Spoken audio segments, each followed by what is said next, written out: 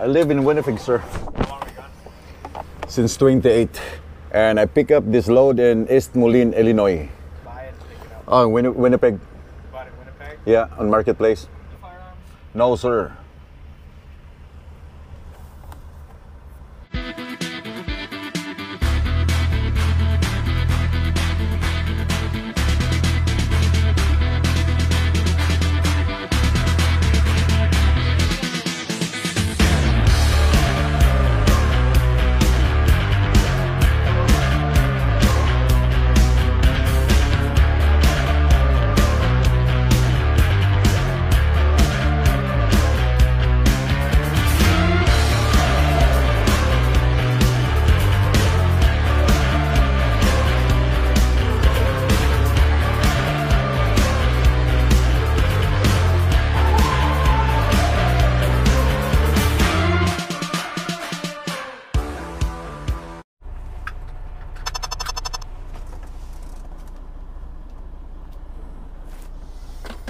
Morning.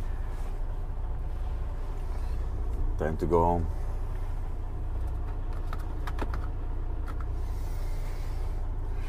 Merkulis, dito ako sa John Deere from Merkulis ng tanghali hanggang matapos yung holiday nila kahapon, Thursday. So now, pwede na kami mag-drive sa highway dahil tapos na yung holiday. Pero hindi pa ako makakapasok today dahil this is 1,200 plus or 300 plus papuntang border. So matutulog ako somewhere sa Drayton or sa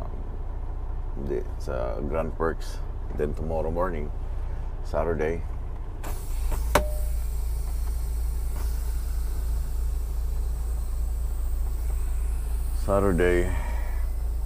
iwanan ko na itong kasama ko dito dahil mamaya pa ito alas 6.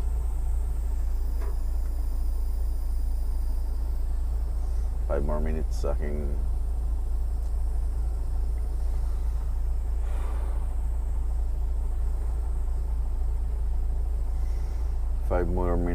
aking time. Hinahinay ita kay buntag sa'yo na. Sugod tag sa'yo.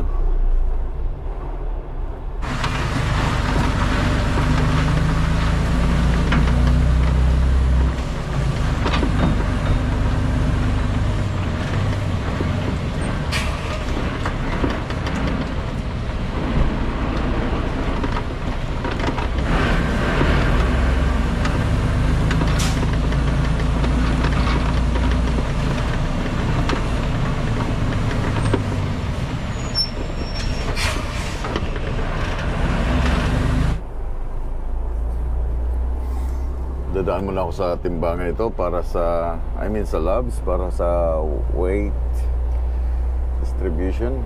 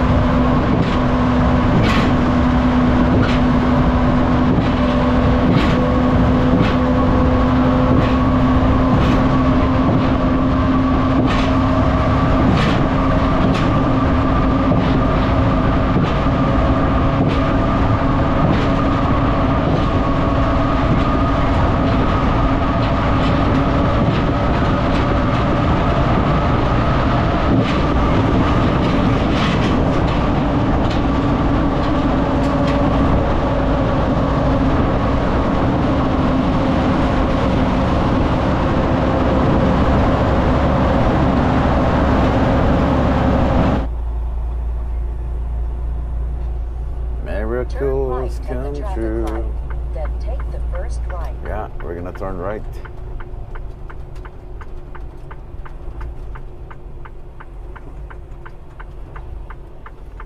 Ang pagliko mo lang dito, kailangan talaga dandahan, hindi yung bigla.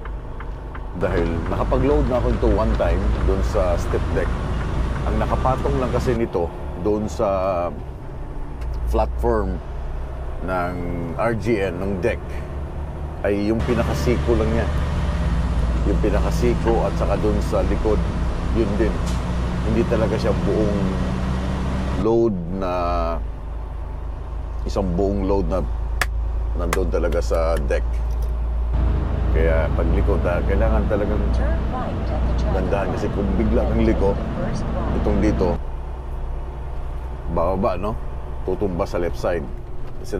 Tawag doon, centrifugal force.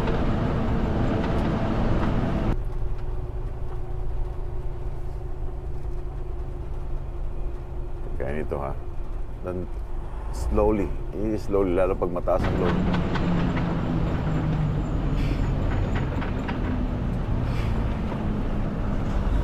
Meron siyang centrifugal na puwersa na bumababa, but at least hindi siya ganun bigat.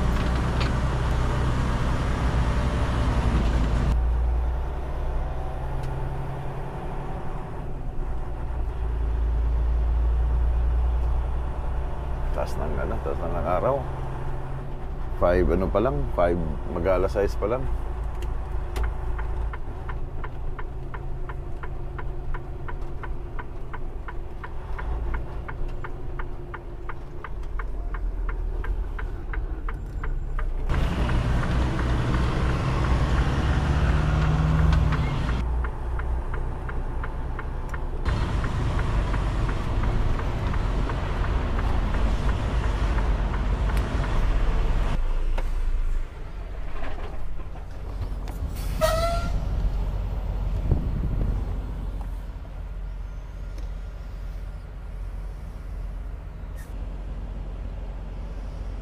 First way, Reway.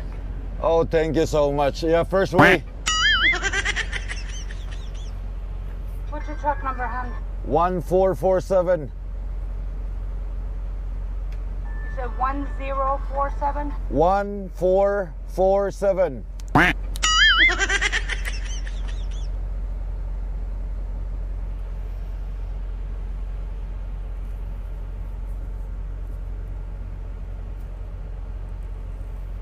Okay, I shut all that off. You said 1447? That's correct.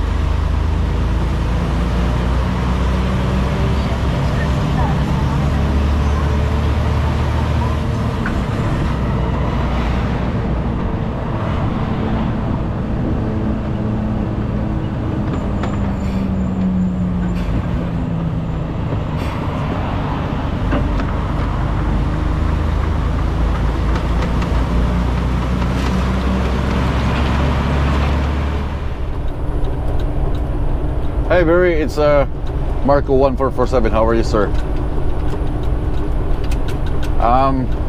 Can I get my appointment on Tuesday for a windshield replacement?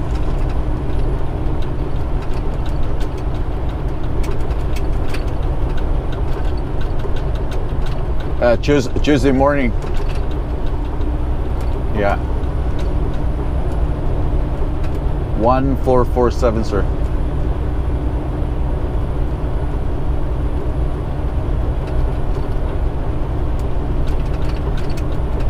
Yeah, that's only windshield replacement.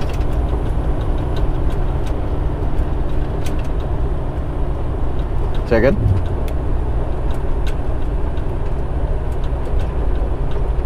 I don't get it. What is that? Yeah. Because I will be on Monday in the yard, but I'll be unloading in the early in the morning, and then I'm gonna reload again back to Atlanta. So I'm gonna wait the truck. Yes, sir. Thank you so much. Okay, bye-bye.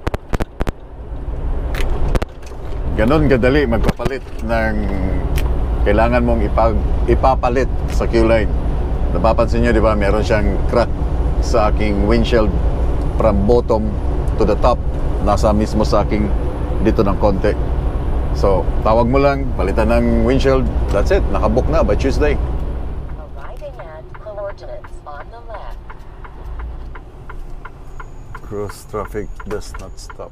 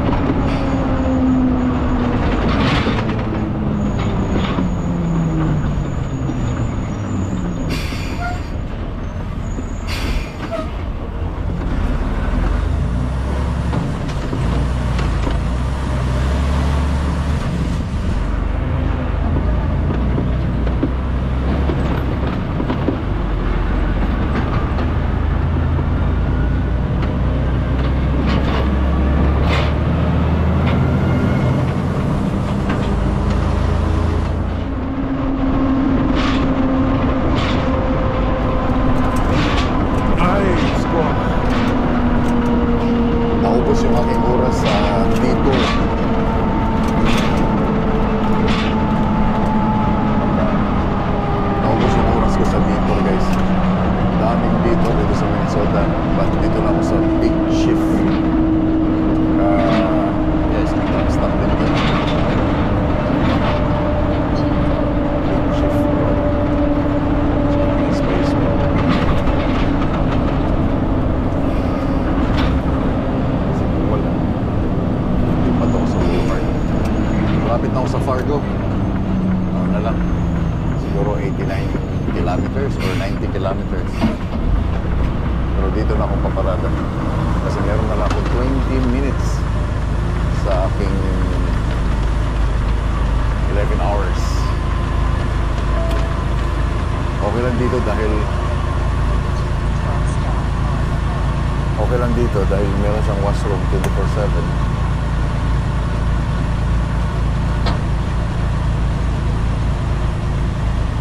Wala na akong fuel.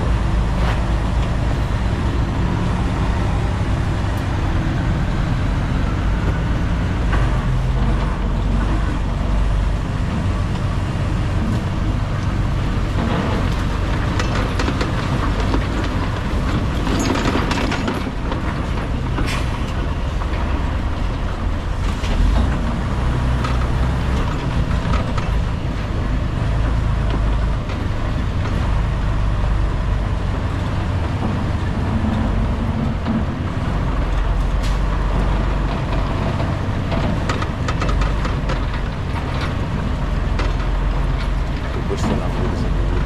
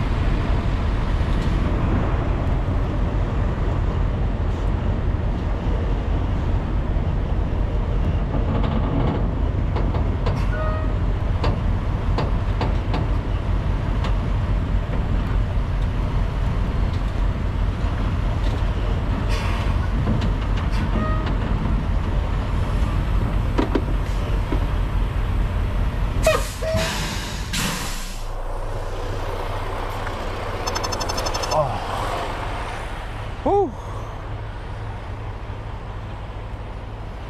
Pagod. 10 hours and 40 minutes. Sakit sa likod, grabe. My goodness.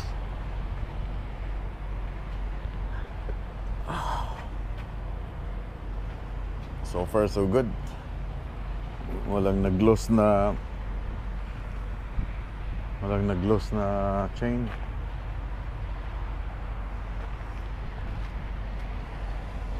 So bukas bago magtanghali,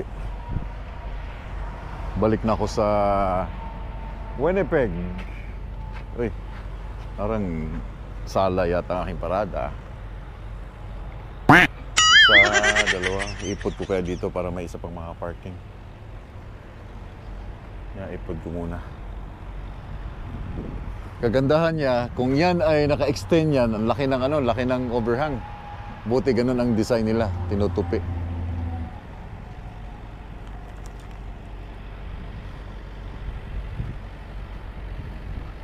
Gutom na ako, guys. Wala pa akong kain na lunch.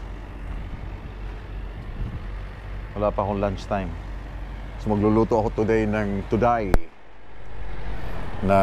kanin. Dahil meron pa akong ulam.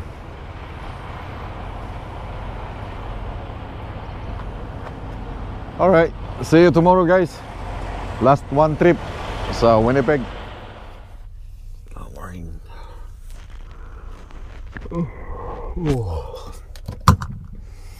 Ito yung hitsura ng 5:30 ng umaga. Taas na ang araw. Puno na rin dito.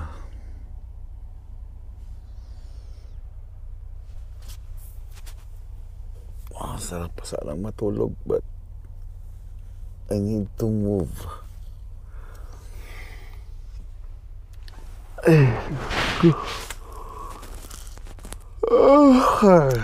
Shoutout muna ako sa umagang ito bago ako babiyahe. Shoutout kay Diosdado Gonzales dyan sa Gonzales family sa Davao City. And si Jamuel Steve Daguhoy, shoutout dyan sa Batunan Norte, Colasi, Antique. And si Kokoy Tahel, shoutout from Panabo.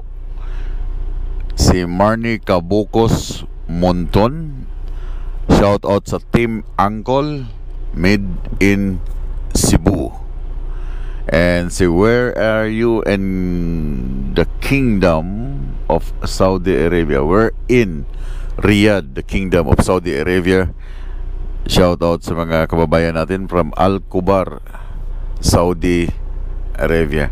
And now, meron akong sasagutin sa inyo. Hey Marco, kung may breakdown kayo sa daan, tumatawag ba kayo ng local wrecker o company nyo ang pumupunta? Meron kami tinatawag na roadside service. So tinatawagan lang namin sila, tawag ka lang sa company, then tawagan sila na mismo tatawag sa roadside service na blown tire ka or nasiraan ka. Kahit anong sira na hindi na pwedeng mag-move yung truck mo, tawag ka lang ng opisina mo to inform them, then sila na yung tatawag ng roadside services para puntahan ka. Nakikita ka naman nila kasi merong GPS tong aming truck. And si Eager Rainforest Jungle, kung may bayad ba pag holiday, double pay ba ang bayad sa'yo ng company nyo? Yeah, pag sa stat holiday, yung mga Canada Day, basta yung mga stat, kaya sa atin mga Andres Bonifacio Day, ano ba yan? Araw ng Kagitingan, Independence Day, meron din, the same lang din siya. Kung nagtatrabaho ka, double pay. Kung nagtatrabaho ka, yung kita mo plus yung another pala bayad sa'yo ng stat holiday. Kung hindi ka naman magtrabaho, meron ka pa ring bayad, di ba? Ang tanong ni Ivana, meron bang specific US visa para sa mga truckers pag mag-apply? Siguro ito yung ibig sabihin yung papasok ka ng Amerika. At ano ang mga requirements ng mga company para makapag-long haul driver ka? 30 hours na lang po ako sa class. Sa driving, prepare ko lang po yung sarili ko at sa driving, prepare ko ng sarili ko at sana mapasa ko ang driving ko. Salamat po. Sana masagot nyo na mention at ma-mention nyo sa vlog nyo for info sa amin mga nangangarap na maging truck driver dito sa Canada. Salamat po at ingat palagi. So kung example ay PR ka, just like me before na kumuha ng US visa, so merong tinatawag na visa yung para sa mga truckers, yung B1 visa. Ito nakita ko lang din sa allows tractor-trailer drivers to transport goods between Canada, Mexico, and USA, but with some limitation.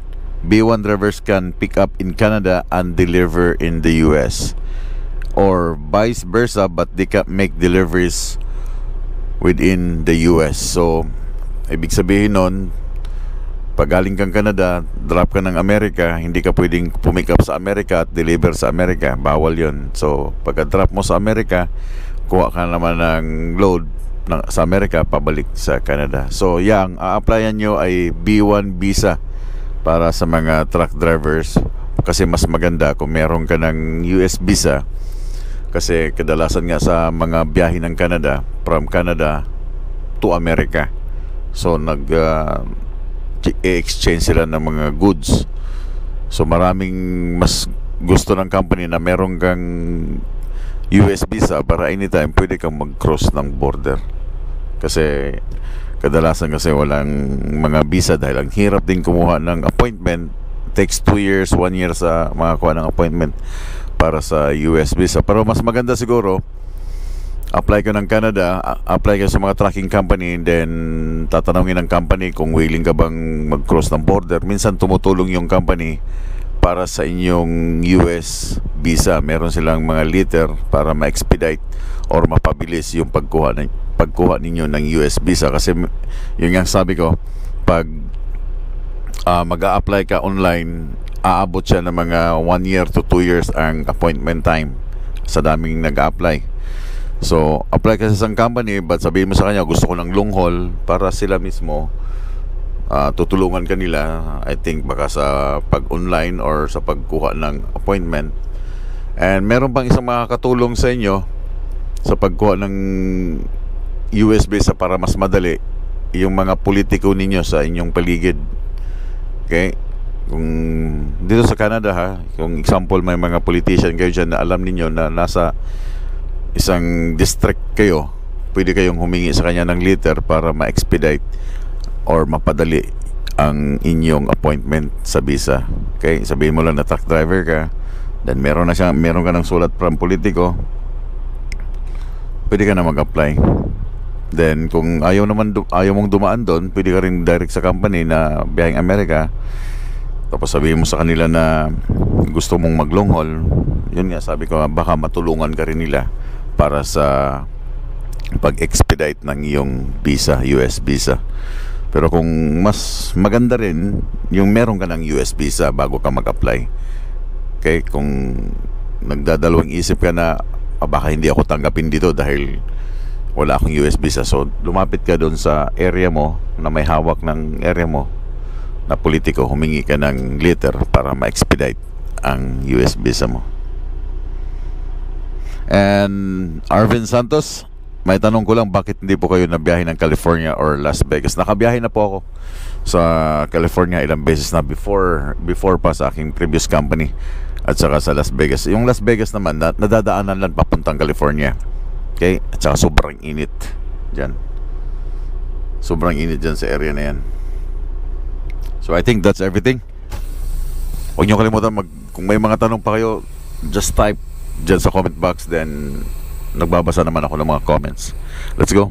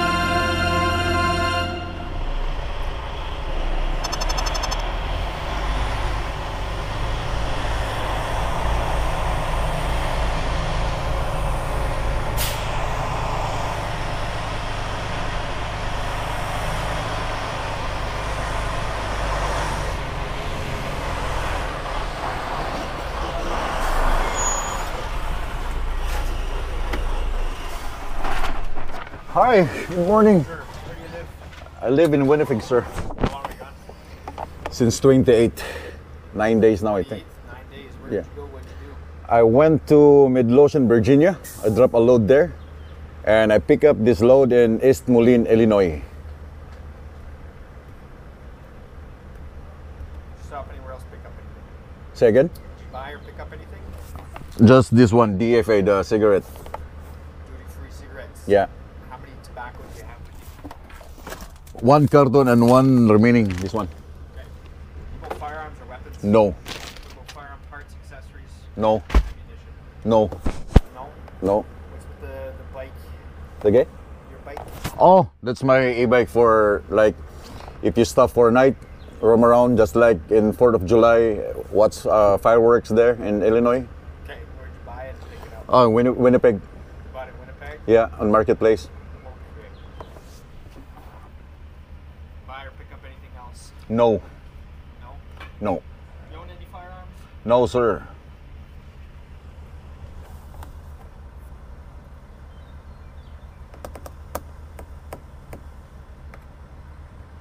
How much was your e-bike? This one is $200. $200? Yeah.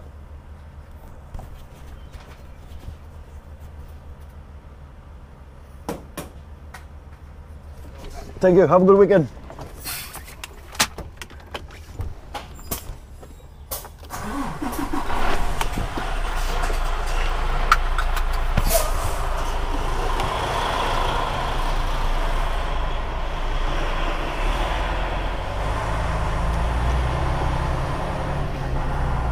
Pati yung e-bike, tinatanong. Oh lala. Oh! Nandito yung aking isang kasama. Yan, nandito siya. Anong nangyari sa kanya? Yan, nandito siya. Oh.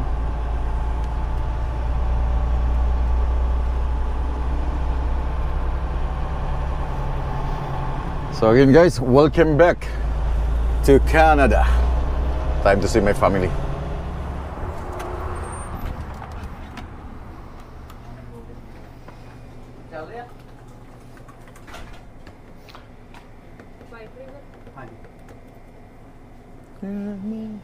Papaalam lang ako na mag-park. Hi there. I'm your customer. We're Flying J. Can I park my truck until Sunday morning? Only a Bobtail or with Yeah, a Bobtail, trailer? yeah. Okay. I'm good. Just wanna ask before I'm gonna. Do you park at the back side? Yeah, the backside, yeah. Just a Bobtail, right? Just a Bobtail. Yeah, that's okay. That's good? Yeah. Thank you. No problem. Yeah, I'm good. So kasi magre-refuel din ako dyan. So mas maganda yung magpapaalam muna ako para hindi nila ako itow. Kasi minsan, siyempre, I don't know, shell is shell. Oh, fuck man.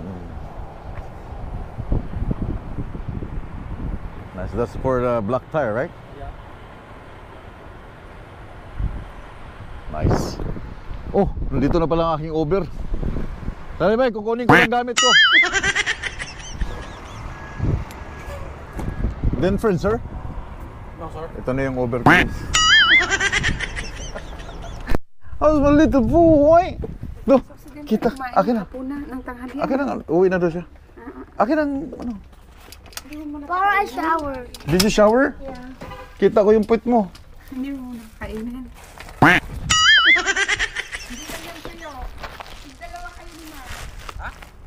Bay, maura gina ako kabayad sa mo ah. Bulad. Oh, di lagi. Kailangan mo sa bulad. Ulaw, manggang suko kaya kaganina. Thank you. Hindi.